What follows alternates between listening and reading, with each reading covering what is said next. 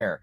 Welcome, homesteaders and news junkies, to Rebel News. I am your host, Professor Tuck, coming to you live from my off-grid setup, where we blend self-reliance with what's happening in the world. It's April 16th, 2025, and today we're unpacking the top 5 trending U.S. news stories shaking up the country. From global trade wars to clean water fights, these stories will hit your wallet, your community, and your way of life. We'll dive into each topic, break down what it means economically, socially, and culturally, and then open the floor for your opinions. Drop your thoughts in chat. Make sure that they're all in all caps. I want to hear how these issues are hitting you, your homestead, or your neighborhood, where you're tuning in from. Shout out your location. Let's build this community. Grab tea, or as in my, I'm actually having some fruit punch tonight because I don't want any more hot coffee. I want to hear how these issues are hitting your homestead. Okay. All right, guys. So, kicking things off with the biggest story today, a global economic showdown that's already changing how we shop and how we homestead. Ah, oh, okay. Our number one story dominating the headlines and X trends is the escalating U.S. China trade war. Here's the deal. President Trump just actually, it's now 245% tariffs on the Chinese goods. You better keep up to date on it because it's changing minute by minute. Everything from electronics to clothing. China's hit back with 125% tariffs as well on U.S. exports like soybeans and cars. Reuters reports China's economy grew 5.4% in Q1 2025, beating expectations, but UBS now forecasts a drop to about 3.4% next year because these trade barriers. To counter this, Beijing is rolling out massive 1 to 1.5 trillion yuan stimulus package. Think infrastructure and consuming spending boosts. But global banks warn this tit for tat could spark a worldwide recession. And that's the summary straight from Reuters and the BBC. No fluff. So let's talk about some of these implications that it can have for you.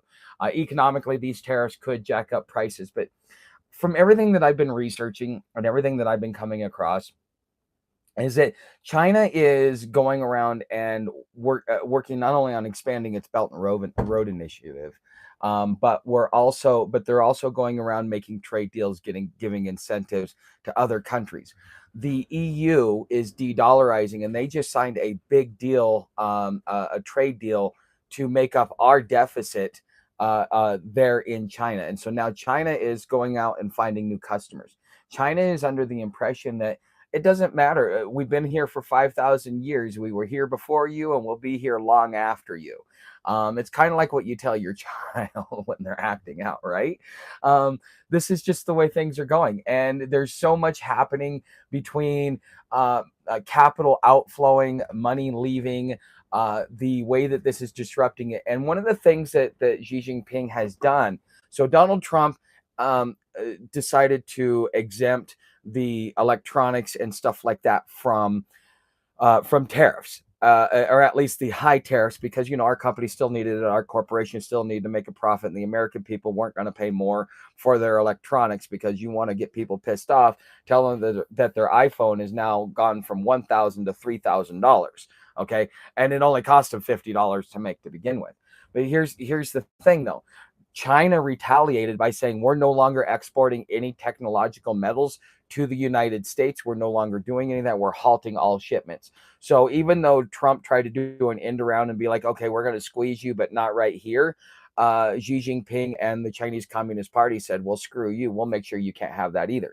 And so now this went from being something that is very that just was kind of like a tit for tat to where it's escalating. And if this escalates much further, you could start possibly seeing kinetic warfare within the next 1 to 2 years.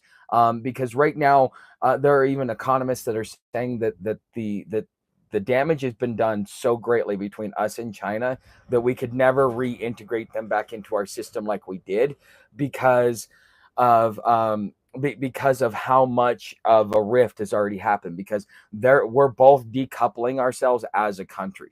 Now, on one hand, it's good. On another hand, it's bad. It just depends upon what side of the spectrum you're on.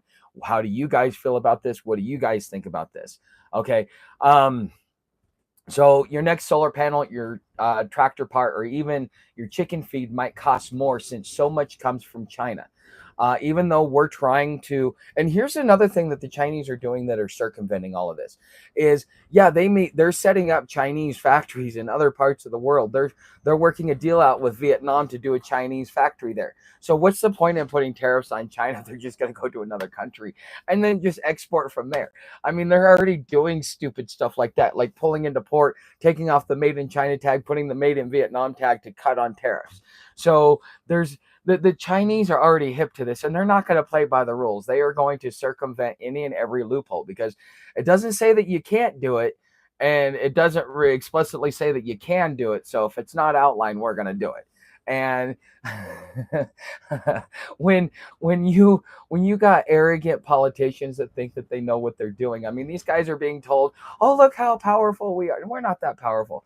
We get decoupled as in dollars, and April 4th, the Chinese yuan, they did a $1.4 billion digital yuan transfer between, I think, Saudi Arabia and China in an oil deal, and it went off without a hitch. And so the thing is you're having BRICS that are starting to come together because Brazil's starting to react. China's reacting. Russia's already been hit with sanctions, so it's not like it's going to affect them. All it does is open up the market for them for better goods. The rest of the world's going to do better while we fall apart. Okay, and this whole thing, April 2nd will be known as the second April Fools. Yeah, what was the slogan? Um, I forget. One of you guys tell me in the comments what was one of the slogans for April 2nd. It was Patriot Day or something like that. Okay, so I want to hear from you. All these tariffs are a bold move to protect U.S. workers, or are they making life harder for no good reason? How are rising costs hitting your homestead? Maybe you're foraging your own tools or swapping seeds to dodge import fees.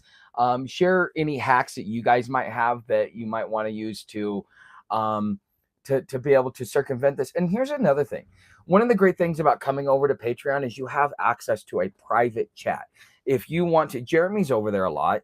Um, that's the one thing he misses is we don't really have that much action in chat. But with all this going on, we could trade goods amongst each other because everybody has extra.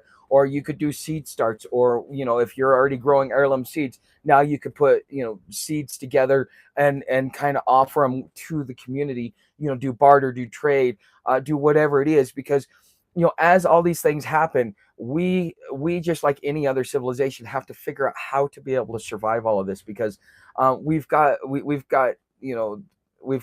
we just got too much crap going on. I mean, that's just really the way it is. So what is your guys' take on this? What is your input? I'd love to hear from it. So Man, this is another favorite part because I love waterfalls. We've been watching this all the way. Sam's gotten in, gotten a couple of drinks. Oh, look at that. I mean, you can fall asleep to that.